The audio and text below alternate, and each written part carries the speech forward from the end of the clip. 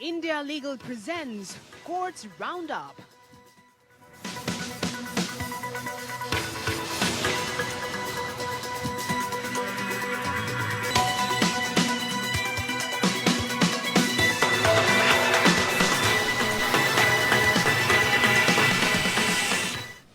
नमस्कार, आप देख रहे हैं हमारी खास पेशकश कोर्ट्स राउंडअप। मैं हूं आपके साथ नेहा दुबे। इस बुलेटिन में अगले आधे घंटे हम आपको कोर्ट से जुड़ी तमाम छोटी बड़ी खबरों से करवाएंगे रूबरू। कोर्ट की कार्रवाई सुप्रीम कोर्ट से लेकर हाई कोर्ट्स और लो कोर्ट्स तक के फैसलों को रखेंगे आपके सामने। लेकिन आगे बढ़ने से पहले एक नजर हेडलाइंस पर। कोलकाता में ट्राम सेवाओं को संरक्षित करने पर सुनवाई के दौरान कलकत्ता हाईकोर्ट ने पश्चिम बंगाल राज्य और परिवहन विभाग को दिया समिति बनाने का निर्देश। कहा, ट्राम है प्रतिष्ठित का प्रतीक।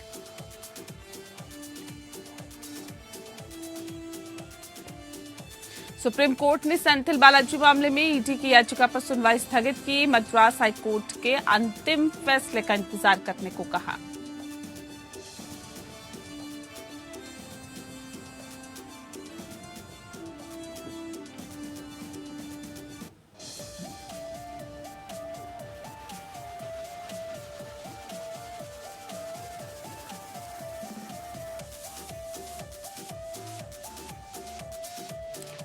तमिलनाडु सरकार ने हाईकोर्ट में कहा, विधानसभा अध्यक्ष को ये निर्णय लेने का अधिकार है कि विधानसभा कार्रवाई के किस हिस्से का प्रसारण किया जा सकता है। अदालत उस पर सवाल नहीं उठा सकती।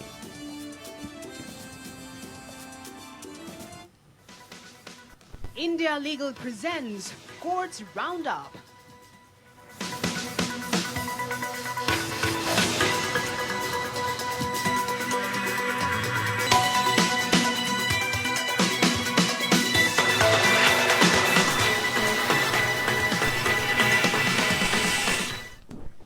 कलकत्ता हाईकोर्ट ने कोलकाता में ट्राम सेवाओं को संरक्षित करने के लिए पश्चिम बंगाल राज्य और परिवहन विभाग को समिति बनाने का निर्देश दिया। कोर्ट ने कहा कि कलकत्ता की विरासत का हिस्सा है। सुनवाई के दौरान अदालत ने इस बात का आश्चर्य व्यक्त किया कि ट्राम वे में उपयोग की जाने वाली संपत्ति निजी पार्टियों को बेच दी गई थी। कोर्ट ने कहा कि ये साफ नहीं है कि धन का क्या हुआ। कोर्ट ने कहा कि जिस तरह दुर्गा पूजा उत्सव को यूनेस्को से विरासत का टैग दिया गया है और उस पर हर कोलकाता वासी को गर्व है, उसी तरह उन्हें कोलकाता में ट्राम सेवाओं को बहाल रखने में भी गर्व होना चाहिए।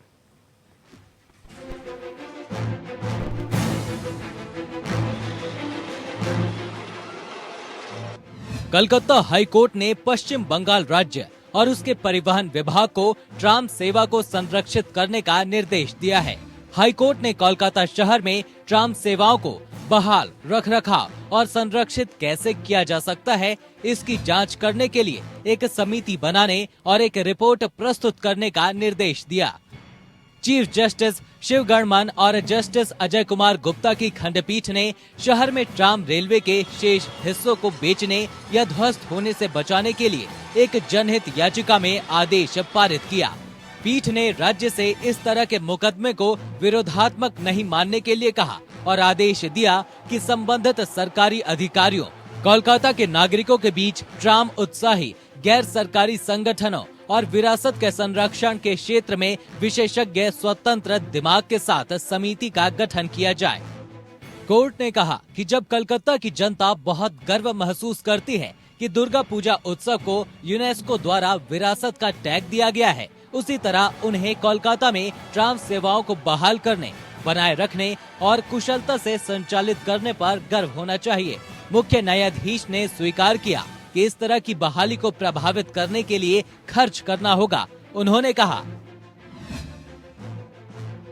कलकत्ता के लोग ट्राम के बारे में बहुत भावुक हैं। ये एक प्रतिष्ठित प्रतीक है। पीली टैक्सियों की तरह दुनिया में कहीं और जहां ऐसी ट्राम है, उन्हें नवीनतम तकनीक वाली नई कारों से बदल दिया गया है। आप इसे आगे बढ़ाना चाहते हैं।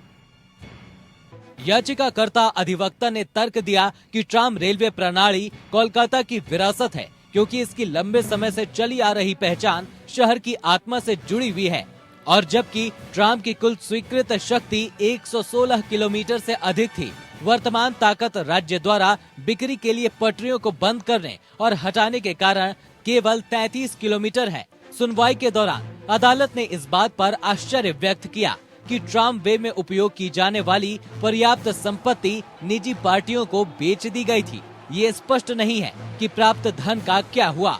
माना कि ट्राम वे की संपत्तियां पूर्ण स्वामित्व वाले सरकारी संगठन की थी। अंत में कोर्ट ने कहा, विरासत को संरक्षित करने के लिए राज्य का कर्तव्य इस तथ्य का न्यायिक नोटिस ले सकता है कि राज्य पहले से ही कई विरासत संरचनाओं का संरक्षण कर रहा है। इसीलिए कोलकाता शहर में ट्राम सेवाओं को पूरी तरह से मिटाया या भंग नहीं किया जाना चाहिए। इसके अलावा ट्राम शेड और ट्राम सेवाओं के प्रभावी संचालन के लिए डिपो की आवश्यकता है। इसीलिए अगले आदेश तक कोलकाता में ट्राम वेज की किसी भी संपत्ति को बेचने से रोक दिया जाता है।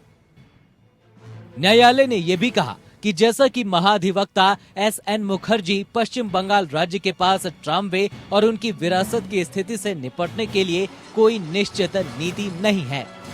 Bureau report.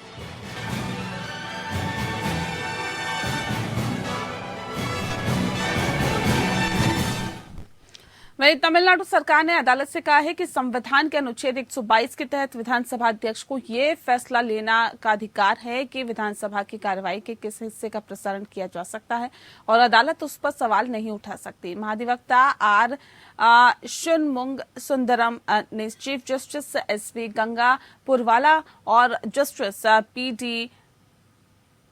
ऑडी के सावलू के पीठ के समक्ष लोक सत्ता के पार्टी के प्रदेश अध्यक्ष डी जगदीश्वरन और AIADMK पार्टी के मुख्य सचेतक SP वेलुमणि ने भी चयनात्मक प्रसारण को चुनौती देते हुए याचिका दायर की थी।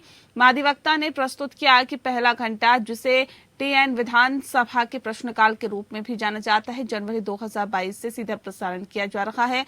उन्होंने ये भी प्रस्तुत किया कि अप्रैल 2023 से महत्वपूर्ण प्रस्तावों पर चर्चा और प्रस्ताव के आह्वान का भी सीधा प्रसारण किया जा रहा है। उन्होंने कहा कि प्रस्तुत किया गया कि विधानसभा की कार्रवाई के कुछ घंटे बाद सदन के सभी कामकाज के संपादित फुटेज भी मीडिया चैनल्स को उपलब्ध कराए जाते हैं। महाधिवक्ता ने यह भी कहा कि कार्रवाई के प्रसारण के बारे में निर्णय लेने के लिए अंतिम अध्यक्ष अंतिम प्राधिकारी है और ऐसे में संविधान के अनुच्छेद 122 के तहत इस शक्ति पर अदालतों द्वारा सवाल नहीं उठाया जा सकता। अदालत ने सवाल किया है कि केवल हटाई गई टिप्पणियों को संपादित करने के बाद दिन के अंत में सदन की कार्रवाई क्यों नहीं दिखाई जा सकती और ये जानना चाहा कि क्या शून्यकाल में किए गए भाषणों के सीधे प्रसारण का प्रस्ताव विचाराधीन था। वेलुमणि की ओर से पेश वरिष्ठ वकील विजय नारायण ने तर्क दिया कि भले ही सभी प्रगति के साथ कोई लोकसभा और राज्यसभा में कार्रवाई देख सकता है, तमिलनाडु में केवल कार्रवाई के संपादित वीडियो दिखाए जा रहे हैं। मामले की सुनवाई अब 26 जून को होगी।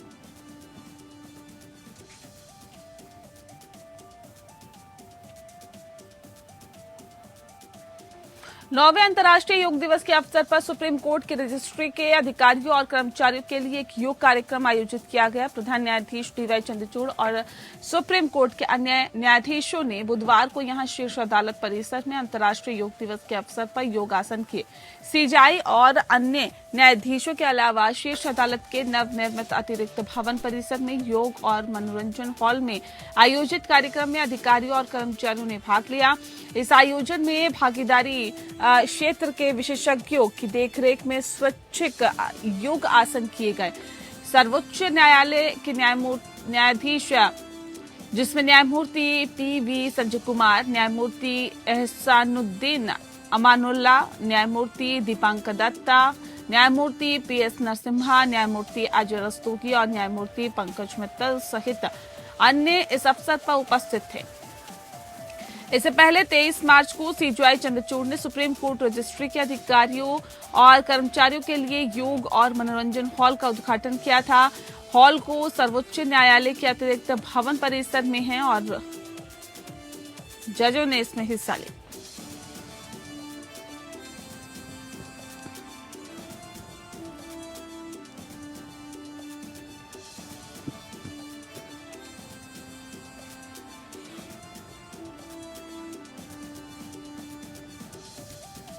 कर्नाटक हाईकोर्ट ने याचिकाकर्ता एडवोकेट रमेश नाइक एल को प्राथमिक शिक्षा के छात्रों के स्कूल बैग के वजन को कम करने की मांग वाली जनहित याचिका वापस लेने की अनुमति दी है। याचिका वापस लेने की अनुमति देने से पहले अदालत ने याचिकाकर्ता द्वारा भरोसा किए गए रिकॉर्ड और सामग्री के उसके द्वारा अधिकारियों को किए गए प्रतिनिधित्व पर भी गौर किया। कोर्ट ने कहा कि सभी तथ्यों को ध्यान में रखते हुए हमारी राय में याचिका इस अदालत में जाने का आधा अधूरा प्रयास है और हम कहते हैं कि ये मुद्दा गंभीर चिंता का विषय है। याचिकाकर्ता से ये अपेक्षा की गई थी कि वह ये दिखाने के लिए रिकॉर्ड सामग्री रखे। याचिकाकर्ता ने तर्क दिया था कि याचिका बच्चों के सर्वांगीण शारीरिक और मानसिक विकास के बारे में चिंता के साथ ही दायर की गई है। अगर कोई वर्तमान समय में स्कूली शिक्षा की प्रक्रिया की कल्पना करने की कोशिश करता है तो वह कंधे पर एक बैग के साथ बच्चे की एक छवि देखता है। बच्चे के चेहरे की मुद्रा और अभिव्यक्ति से ये आभास होता है कि बैग बच्चे के लिए बहुत भारी है। छात्रों द्वारा ले जाने वाले स्कूल बैग के वजन पर एक सीमा निर्धारित करने वाली केंद्र की पॉलिसी ऑन स्कूल बैग 2020 का उल्लेख करते हुए नाइक ने दावा किया है कि वह प्राथमिक स्कूल के बच्चों की दर्द का गवाह रहा है जो भारी स्कूल बैग ले जाते हैं। इस पर अदालत ने कहा है कि आपको कुछ करना चाहिए। क्या याचिकाकर्ता सूचना के अधिकार अधिनियम के तहत सूचना मांगने वाले विभाग से संपर्क किया है? नीति नियमों के कार्यान्वयन के बारे में विवरण मांगा है। आगे कहा कि मुद्दा गंभीर चिंता का विषय है। हम चाहते हैं कि याचिकाकर्ता अधिक शोध करें।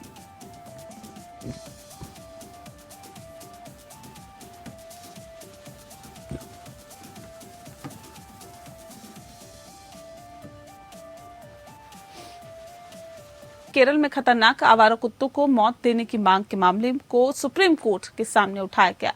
सुप्रीम कोर्ट ने बुधवार को केरल सरकार से राज्य के कन्नूर जिले के अंदर संदिग्ध पागल और बेहद खतरनाक आवारा कुत्तों को मारने की अनुमति मांगने वाली याचिका पर जवाब मांगा।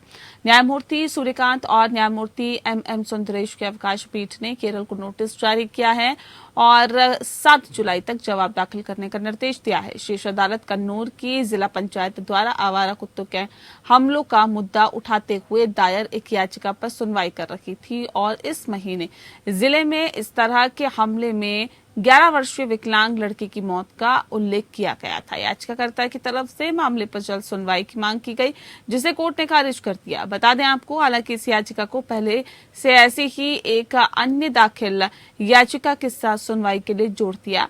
सुप्रीम कोर्ट में मामले की सुनवाई 12 जुलाई को होगी। दरअसल कन्नूर की जिला पंचायत ने सुप्रीम कोर्ट में याचिका दाखिल कर पागल कुत्तों को मानवीय तरीके से मारने की मांग करते हुए कहा कि 11 जून 2023 को कन्नूर में एक 11 वर्षीय विकलांग बच्चों को आवारा कुत्तों के झुंड ने काटकर मार डाला था। बीते दिनों ऐसे ही कुत्तों की द्वारा किए जाने वाले और काटे जाने वाले घटनाएं भी हुई है। इसी तरह से घटना पिछले साल केरल के कोट्टायम जिले के सामने आ चुकी है। याचिका में आंकड़ों का हवाला देते हुए कहा गया है कि कन्नूर जिले में 2019 में 5,794 आवारा कुत्तों के हमले हुए, जबकि 2020 में 3,951 मामले सामने आए। वहीं 2021 में और 2022 में कुत्तों के द्वारा काटे जाने के 7,927 और 11,776 मामले दर्ज किए गए हैं। इसके अलावा इस साल 19 जून तक 6,276 मामले दर्ज हो चुके हैं।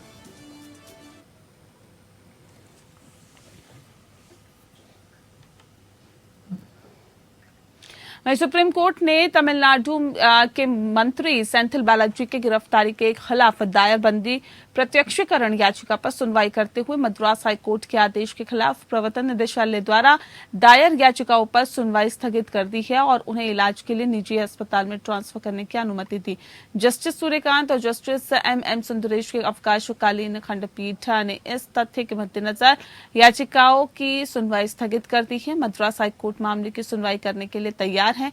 सॉलिसिटर जनरल द्वारा दृढ़ता से मनाए जाने के बावजूद पीठ ने कोई भी ठोस आदेश पारित करने से परहेज किया है और हाईकोर्ट के मामले के परिणाम को इंतजार करने का फैसला किया।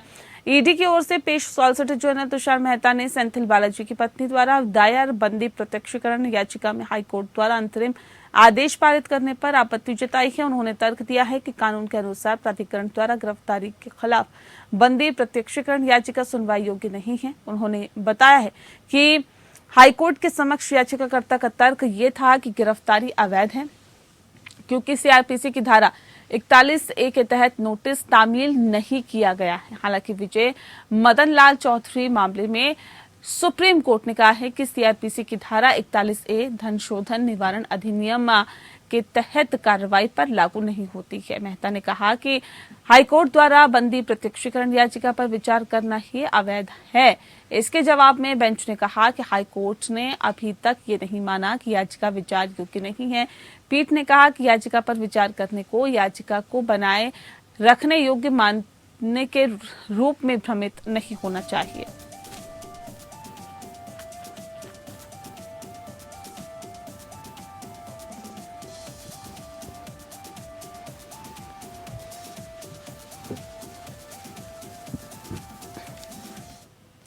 वहीं सिद्धू मूसेवाला की शूटर्स को पनाह देने वाला आरोपी विकास सिंह को गिरफ्तारी के बाद पटियाला हाउस कोर्ट में पेश किया गया।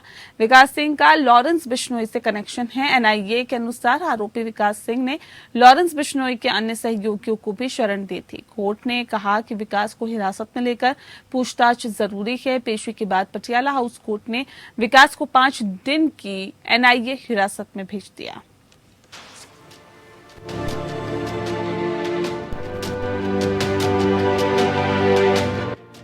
लॉरेंस बिश्नोई गिरोह के करीबी यूपी के बाहुबली नेता विकास सिंह को एनआईए ने दिल्ली की पटियाला हाउस कोर्ट में पेश किया। पेशी के बाद पटियाला हाउस कोर्ट ने विकास को 5 दिन की एनआईए हिरासत में भेज दिया।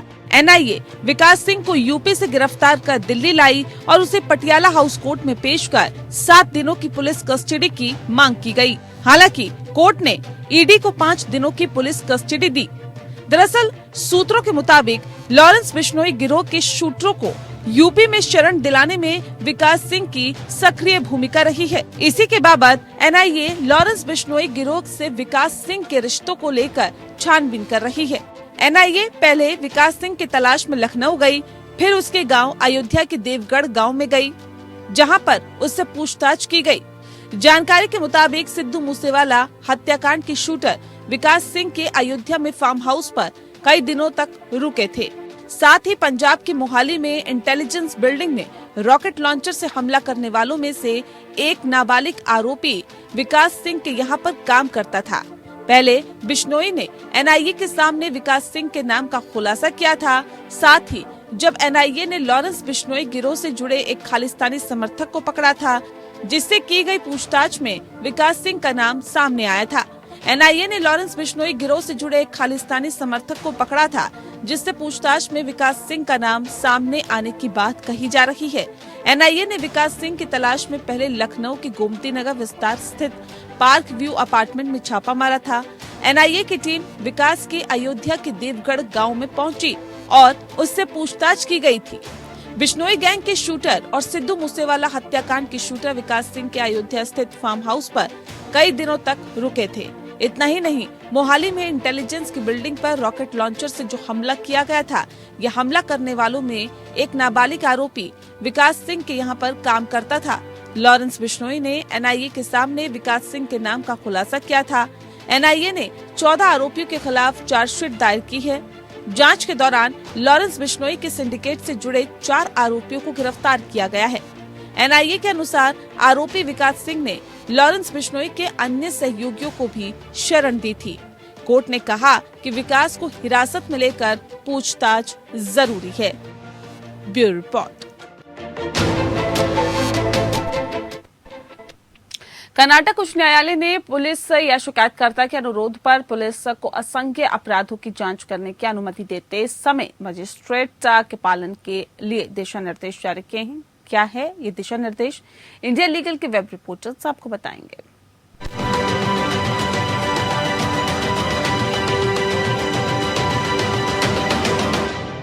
सीआरपीसी के सेक्शन 115 क्लॉज 2 के according police officer non cognizable offence को मजिस्ट्रेट के ऑर्डर के बगैर इन्वेस्टिगेट नहीं कर सकते। नॉन कॉग्निजेबल ऑफेंसेस की जांच का आदेश देते समय कर्नाटका हाई कोर्ट ने मजिस्ट्रेट के लिए गाइडलाइंस निर्धारित की। कोर्ट ने एक्सप्लेन किया कि ये गाइडलाइंस इसलिए जरूरी हैं क्योंकि कई मामलों में मजिस्ट्रेट एफआईआर रजिस्टर करने की परमिशन ग्रांट कर देते हैं without any application of mind और बाद में हाई कोर्ट को उन्हें क्वॉश करना पड़ता है। तो क्या है ये गाइडलाइंस, समझ लेते हैं। Magistrate shall record as to who has submitted the requisition for investigation and make an endorsement of receipt in a separate order sheet. Magistrate shall not pass any order if the complaint is not enclosed to the requisition. Magistrate shall notice and examine the content of the requisition and record a prima facie finding as to whether it is a fit case to be investigated. Magistrate shall pass separate orders and maintain a separate order sheet with regards to the grant of such permissions. Any deviation from what is directed will be construed as the magistrate contributing to the huge pendency of the cases by their careless action of passing inappropriate orders, and it would be viewed seriously.